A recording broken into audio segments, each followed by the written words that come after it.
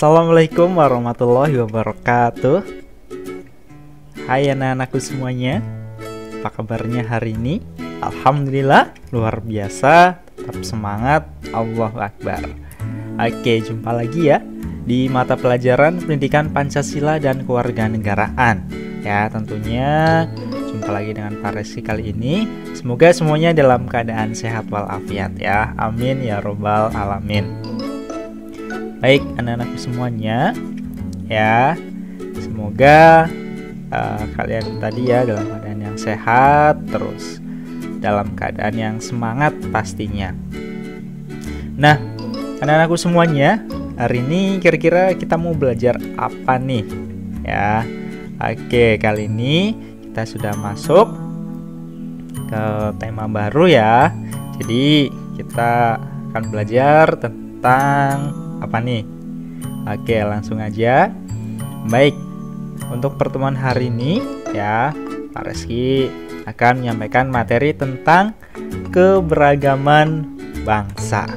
Ya, jadi apa itu nanti pengertian dari keberagaman bangsa dan apa aja sih poin-poin yang akan kita pelajari ya. Oke, kita lanjut. Nah, kita harus tahu dulu nih ya pengertian dari keberagaman bangsa. Nah, untuk anak-anakku, adakah yang tahu nih Pak itu keberagaman? Coba angkat tangannya.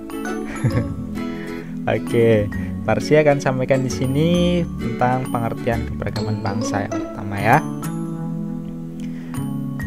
Hakikat dari keberagaman.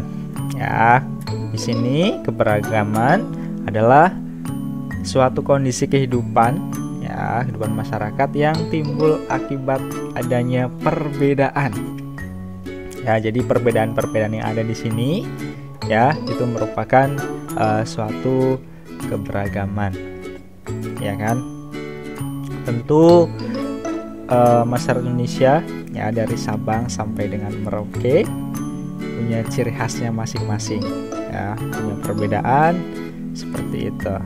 Dan di sini merupakan contoh dari keberagaman ya. Mari sebutkan adanya suku bangsa ya, kemudian agama, selanjutnya adalah budaya.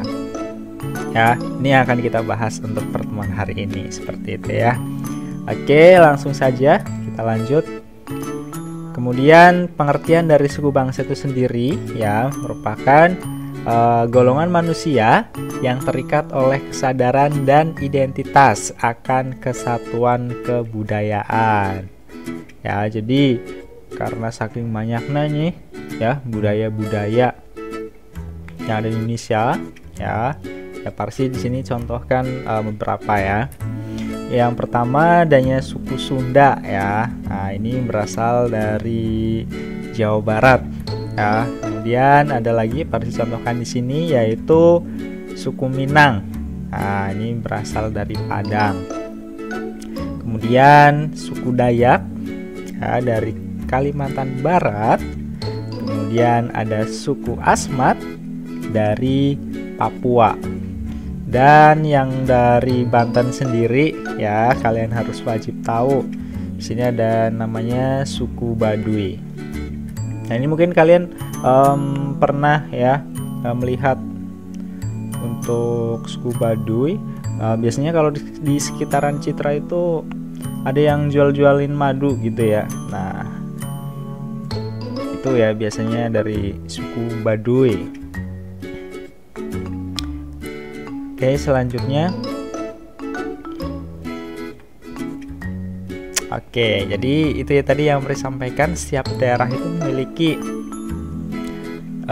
kebudayaan ya atau ciri khasnya masing-masing nih ya. Nah, di sini ada berbagai macam kebudayaan daerah ya. Ini Pak Reski contohkan beberapa ya. Yang pertama dari alat musik musik ya. Oke, di sini kan digambar ya, sudah tampil. Oke, yang pertama ada sasondo ya, dari NTT ya, Nusa Tenggara Timur. Kemudian musik khas angklung ya, di sini dari Jawa Barat. Kemudian kalintang dari Sulawesi Utara. Kemudian ada lagu daerah ya. Nah, ini lagu Bubui Bulan ya dari Jawa Barat. Kemudian Jali Jali dari DKI Jakarta ya. Kemudian Bungong Jumpa ya dari Aceh, seperti itu. Sebenarnya untuk dari alat musik ya, lagu daerah ya, itu masih banyak ya. Nah, nanti kalian bisa cari tahu ya untuk alat musik dan lagu daerah yang lain seperti itu ya. Kayak contohnya di Parasi di Jawa Tengah ya, ada lagu Gundul-Gundul Pacul ya. Dan masih banyak yang lainnya seperti itu. Oke, next. Kemudian Parsi akan bahas di sini mengenai upacara adat ya. Yang di sini ini untuk masyarakat Bali khususnya. Ya, jadi masyarakat Bali ya, itu ada tradisi atau upacara adat yang dinamakan dengan ngaben. Ya, di sini merupakan upacara kematian dengan membakar jenazah ya. Jadi orang yang meninggal kalau di sana memang adatnya yaitu dengan cara dibakar ya. Mungkin memang berbeda dengan kita orang muslim ya. Kalau kita muslim, ketika ada seseorang yang meninggal ya kita dikuburkan seperti itu. Kalau di sana dengan cara dibakar seperti itu. Karena itu tadi ya, balik lagi ke keyakinan dan juga di sini masuk kategori upacara adat juga ya. Kemudian serentahun ya, ini dalam masyarakat Sunda sendiri ya, merupakan upacara panen ya oleh masyarakat Sunda yang dilakukan setiap tahunnya. Nah, jadi kalau panen ya, biasanya untuk di sawah seperti itu. Masyarakat Sundanya ini di sana menggelar suatu upacara adat ya, seperti itu. Di situ banyak makanan-makanan. Ya mungkin kalau di sini kayak riungan ya, seperti itu. Oke, selanjutnya Persi akan bahas tentang agama ya. Tentu agama ini di Indonesia beragam juga ya, tidak hanya dari satu agama, tetapi di Indonesia agama-agama yang diakui ya secara legal ya, secara hukum nasional itu ada 6 ya kan. Oke, kira-kira apa aja nih agamanya? Nah, di layar kalian sudah muncul tabel di situ. Tapi sebelumnya Parsi sampaikan dulu terkait dengan agama ya. Agama di sini merupakan ajaran ya dari keyakinan yang diambil oleh setiap individu untuk dilakukan dalam kehidupan sehari-hari. Ya, jadi warga negara Indonesia ya itu wajib yang namanya mempunyai satu keyakinan atau agama. Ya, kalau kita tentu saja Muslim ya, Islam ya, kita punya kegiatan ya atau sesuatu hal yang wajib dilakukan dalam ibadah kita. Nah, contohnya sholat 5 waktu, yaitu merupakan hal yang tidak bisa ditawar lagi, merupakan kewajiban bagi umat Muslim. Nah, di sini Parsi akan contohkan ya di tabel agama di sini. Contoh agama di Indonesia yang pertama ada Islam, kemudian Kristen. Untuk Kristen sendiri ada 2 ya, Kristen Protestan dan Katolik. Kemudian ada Hindu, selanjutnya ada Buddha, dan yang terakhir adalah Konghucu. Nah, di sini setiap agama ya Parsi sampaikan punya tempat ibadah dan kitab sucinya masing-masing. Nah, kalau Islam tempat ibadahnya di masjid ya atau musola, kemudian kitab sucinya Al-Qur'an. Kemudian untuk Kristen di gereja ya kitab sucinya Injil. Katolik juga sama ya kan. Untuk tempat ibadahnya di gereja dan di kitab sucinya Injil. Terus Hindu ya, ini tempat ibadahnya Pura, kemudian kitab sucinya Weda. Dan yang kelima itu ada agama Buddha ya. Kemudian tempat ibadahnya sendiri ada vihara, kemudian kitab sucinya adalah Tripitaka. Dan yang terakhir ya ada Konghucu. Ya, tempat ibadahnya adalah kelenteng dan kitab sucinya Sisu Buncing. Ya. Oke, kalian ingat-ingat di sini ya. Untuk tabel keagamaan ada 6 agama yang resmi atau diakui secara legal yang ada di Indonesia pastinya ya.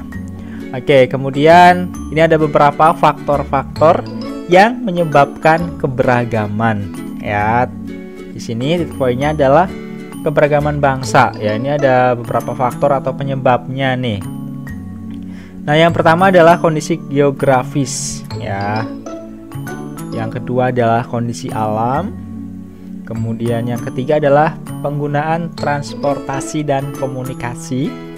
Dan yang keempat adalah pengaruh dari budaya asing. Ya. Ini ada 4 poin di sini ya, kalian ingat-ingat, kalian pahami seperti itu. Oke. Nah, selanjutnya ya, dari keberagaman bangsa ini ya, itu merupakan suatu anugerah ya yang diberikan oleh Allah Subhanahu wa taala kepada kita sebagai bangsa Indonesia agar tetap menjalin persatuan dan kesatuan bangsa. Ya, seperti semboyan bangsa Indonesia Bhinneka Tunggal Ika ya, meskipun berbeda-beda tetapi tetap satu jua. Ya, jadi yang Pak Reski sampaikan di sini ya, keberagaman itu bukan suatu hal ya untuk dijadikan menjadi perpecahan ya, melainkan memang ini suatu anugerah ya yang menjadi ciri khas Indonesia sendiri ya, dalam hal apapun ya, baik adat istiadat, budayanya, agamanya, itu yang membuat Indonesia unik dan hal yang mempersatukan Indonesia. Seperti itu, bukan untuk perpecahan ya, karena perbedaan itu tadi ya merupakan suatu anugerah ya, dan kita sebagai warga negara yang baik harus menjaga itu ya. Kira-kira dengan cara apa? Dengan cara saling menghormati ya, saling menghargai satu sama lain ya, agar tercipta persatuan dan kesatuan ya dalam suatu keberagaman itu. Oke. Dan Pak Reski ada kilas info ya di sini ya. Yang pertama, untuk Bhinneka Tunggal Ika ya, ini merupakan semboyan atau kata yang oleh Empu Tantular ya, yang diambil dari kitab atau buku Sutasoma ya, yang ditulis dalam bahasa Jawa kuno seperti itu ya. Ini yang ada di dasar negara kita Pancasila ya kan. Kemudian kata Bhinneka ya, artinya itu beraneka ragam ya. Terus tunggal itu artinya satu, dan ika berarti itu ya, seperti itu. Oke. Baik anak-anakku semuanya ya, alhamdulillah untuk pertemuan hari ini ya kita sudah selesai, dan harapannya kalian bisa memahami materi yang disampaikan oleh Pak Reski ya. Nah, jadi kalian nanti bisa paham ya apa itu keberagaman bangsa ya kan. Tadi Pak Reski sudah sampaikan di sini ada keberagaman terkait dengan budaya ya kan, adat istiadat ya, terus tadi ada alat musik dari berbagai daerah juga seperti itu. Dan itu tadi poin utamanya, perbedaan ya atau keberagaman di sini bukan dijadikan sebagai alat perpecahan ya anak-anakku semuanya, tapi merupakan suatu anugerah dari Tuhan Yang Maha Esa. Ya, dengan seperti itu ya kita harus menjaga ya untuk keberagaman tersebut dengan cara itu tadi, toleransi ya, saling menghormati, saling menghargai satu sama lainnya. Itu dia kuncinya. Oke, baik. Pak kira cukup ya untuk materi pertemuan hari ini. Ya, tetap semangat ya untuk anak-anakku semuanya. Kurang lebihnya mohon maaf. Terima kasih. Wassalamualaikum warahmatullahi wabarakatuh.